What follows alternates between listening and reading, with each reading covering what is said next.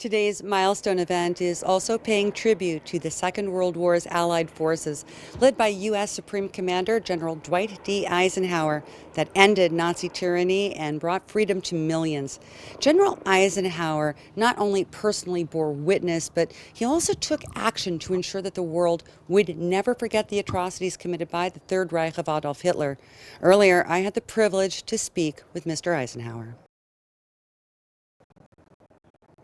Mr. Eisenhower, knowing that your great-grandfather was instrumental in bringing about the end of the suffering and the closure, the liberation of these concentration camps, what's it like for you? Honestly, it's truly humbling to be here with the people that live this in this day and age with this anti-Semitism that goes on, with the denying of the Holocaust, those types of things. I think it's absolutely incredible to be here with them. And also we have a lot of survivors that actually survive places like this, which is phenomenal.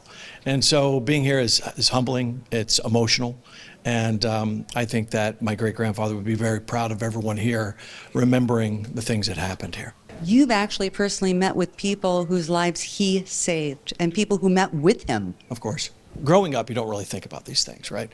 It's just a natural thing. You have all these it's like your own grandfather, right? So you played hide and go seek, you did all these things, you have family stories. Well, my grandfather had, caught a fish this big and all those different things. So you don't really think about it, right? And so when I was growing up, I met people like Elie Wiesel, right? And Elie Wiesel is obviously, he's extremely important to this whole entire movement and the liberation and all the things that happened, and his ability to translate that into words and explain it to people where people could understand it is something that was remarkable. But I didn't understand who Elie Wiesel was until I was in my 20s, and I met him when I was 14 years old. So growing up, you meet these people, you understand that they're important, but you don't really comprehend it. And then later on, when you reflect back on it, you actually truly understand and appreciate the fact that people were kind enough, first of all, to give you the time, and secondly, remember the fact that your great-grandfather had a part in history, a part in liberation of these camps, and a part of being of the overall movement of what happened. I find it really intriguing that the Holocaust took such a big stage, for example, in your upbringing. When you mentioned having met Elie Wiesel, I would have imagined that his having your great-grandfather also been an American president, as well as a very impressive military leader, would have taken precedence over when you were growing up and what the education of your family and family tradition was. Sure. Well, I mean, obviously we knew, growing up, I knew that Ike was a general. Yes. I knew he was a president, but really what I didn't understand until, even growing up, we still knew the Holocaust happened. We knew that it was important.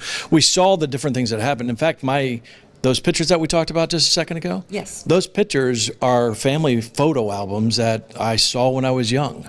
I mean, these are things that people don't realize. So we didn't only live through that situation. We were taught, our generation, my generation, was taught the same thing. We understand the importance of what happened and why we're here today, because we know that the pure destruction, the pure evil that took place in this camp behind us is something that cannot be repeated again.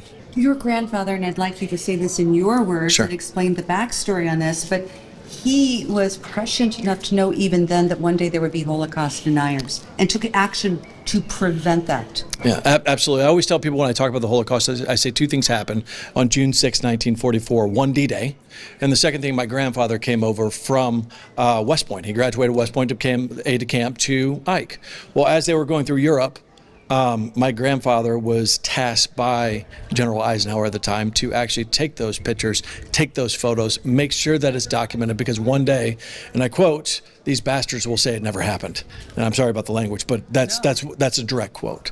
So It's pretty accurate, yeah, too. I think so too. But if you think about it, and you think about what's happening today in today's world, we still have the same problems and issues that are going on, October 7th being one of those. So we need to remember that it is important for us today more than ever to know that this can never happen again.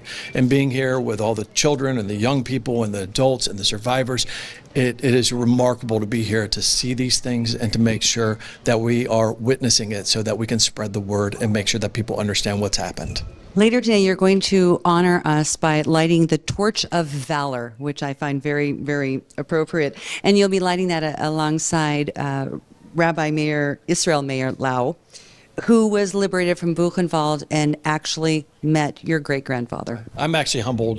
When I found that out, I was just like, I don't know why I would be standing next to that man, but what he's done for the Jewish community is absolutely phenomenal. I am thrilled to be a part of that and honored as well. And my family supports this march because it does bring light to this in so many different ways.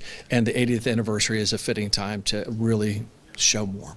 And being with him, it will be extra special, in my opinion. One last question. Sure. What did you call your grandfather and your great-grandfather? How do you refer to him at home? My grandfather John is just Granddad, and Ike is Ike. Ike is Ike. Ike is- Ike was always Ike For me, absolutely. for all of us. Absolutely. Thank you.